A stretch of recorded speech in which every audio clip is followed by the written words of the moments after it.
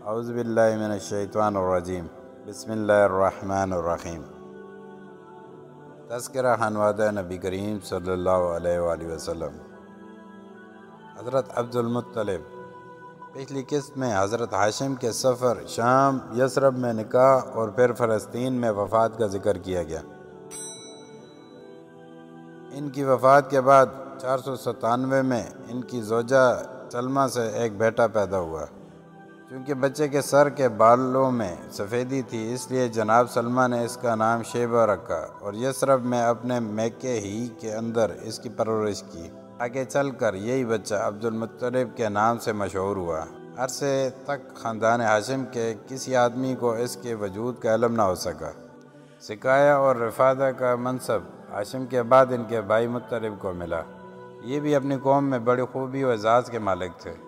ان کی سخاوت کے سبب قریش نے ان کا لقب فیاض رکھ چھوڑا تھا۔ جب شیبہ یعنی عبد المطلب 7 یا 8 برس کے ہو گئے تو مطلب کو ان کا علم ہوا تو وہ انہیں لینے کے لیے روانہ ہوئے۔ جب یثرب کے قریب پہنچے اور شیبہ پر نظر پڑی تو اشک بار ہو گئے۔ انہیں سینے سے لگایا اور پھر اپنی سواری پر پیچھے بٹھا کر مکہ کے لیے روانہ ہو گئے، مگر شیبہ نے ماں کی اجازت کے بغیر ساتھ جانے سے انکار کر دیا۔ اس لیے مطلب ان کی ماں سے اجازت کے طالب ہوئے۔ آخر ماں نے اجازت دے دی۔ مطلب انہیں اپنے اونٹ پر بٹھا کر مکہ لے آئے۔ مکے والوں نے دیکھا تو کہا، یہ عبد المطلب ہے، یعنی مطلب کا غلام ہے۔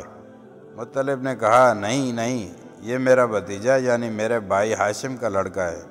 پھر شیبہ نے مطلب کے پاس پرورش پائی اور جوان ہوئے۔ مکہ آنے کے کچھ عرصہ بعد ہی مطلب بن عبد مناف کی وفات یمن کے سفر میں ہو گئی تو ان کے چھوڑے ہوئے مناصب عبد المطلب کو حاصل ہوئے۔ سرداری اور کعبہ کی زائرین کی خدمت پر جو مطلب بن عبد مناف نے حضرت عبد المطلب کے سپرد کی تھی، نوفل بن عبد مناف نے قبضہ کرنا چاہا۔ حضرت عبد المطلب نے قریش کی مدد طلب کی مگر سنوائی نہ ہوئی۔ اس کے بعد حضرت عبد المطلب نے اپنے ماموں ابو سعد، ان کا تعلق بنو نجار سے تھا، کی مدد طلب کی، جو 80 گھوڑ سواروں کے ساتھ ان کی مدد کے لیے آئے۔ انہوں نے نوفل بن عبد مناف سے کہا کہ اے نوفل، اگر تو نے عبد المطلب سے چھینا جانے والا حق انہیں واپس نہ کیا تو میں تلوار سے تمہاری گردن اڑا دوں گا۔ اس پر نوفل نے ان کی بات مان لی۔ اس بات پر قریش کے معززین کو گواہ بنایا گیا، مگر جب حضرت عبد المطلب کے ماموں واپس مدینہ چلے گئے تو نوفل بن عبد مناف نے عبد شمس بن عبد مناف بنو امیہ ان کی نسل سے ہیں اور اس کی اولاد کے ساتھ ایک معاہدہ کیا اور حضرت عبد المطلب کے خلاف تحریک شروع کی۔ بنو حزہ نے بنو ہاشم کا ساتھ دیا اور بیت الندوہ میں بنو ہاشم سے ان کا ساتھ دینے کو عہد کیا۔ اس طرح قریش کی سرداری حضرت عبد المطلب کے پاس ہی رہی۔ حضرت عبد المطلب نے اپنی قوم میں اس قدر شرف و اعزاز حاصل کیا کہ ان کے آباء و اجداد میں بھی کوئی اس مقام کو نہ پہنچ سکا تھا۔ قوم نے انہیں دل سے چاہا اور ان کی بڑی عزت و قدر کی۔ حضرت عبداللہ رسول اللہ صلی اللہ علیہ وسلم کے والد محترم۔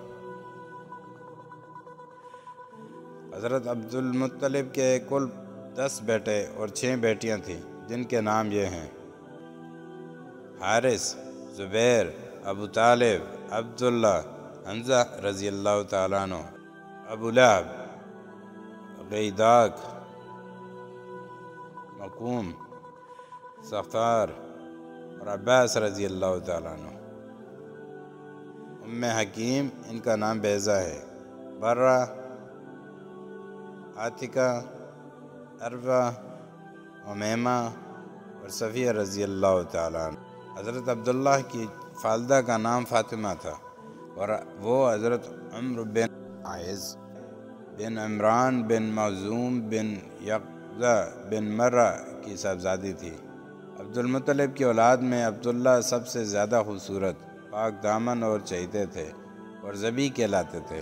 ذبیح کہلانے کی وجہ یہ تھی کہ حضرت عبد المطلب کو بہت خواہش تھی کہ وہ کثیر اولاد والے ہوں، چنانچہ انہوں نے منت مانی کہ اگر اللہ ان کو 10 بیٹے عطا کرے گا اور وہ سب جوانی کی عمر تک پہنچ گئے تو وہ اپنا ایک بیٹا اللہ کی راہ میں قربان کر دیں گے۔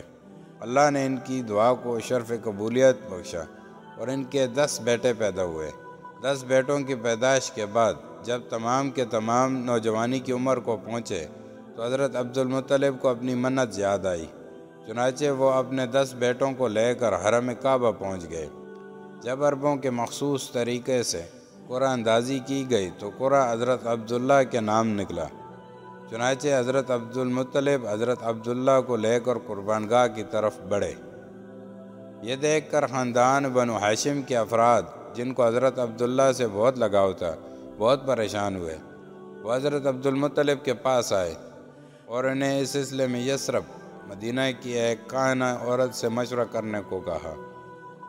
چنانچہ جب اس کاہنہ عورت سے رابطہ کیا گیا تو اس نے اس کا حل یہ نکالا کہ حضرت عبداللہ کی جگہ خون بہا ادا کیا جائے۔ عربوں کی دیت خون بہا میں 10 اونٹ دیے جاتے ہیں، تو حضرت عبداللہ کے ساتھ 10 اونٹوں کی قرعہ اندازی کی جائے اور یہ قرعہ اندازی تب تک جاری رکھی جائے جب تک قربانی کا قرعہ اونٹوں کے نام نہیں نکلتا۔ چنانچہ ایسے ہی کیا گیا اور بالآخر 10ویں بار قرعہ حضرت عبداللہ کی بجائے اونٹوں پر نکلا۔ اس طرح ان کی جگہ 100 اونٹوں کو قربان کیا گیا۔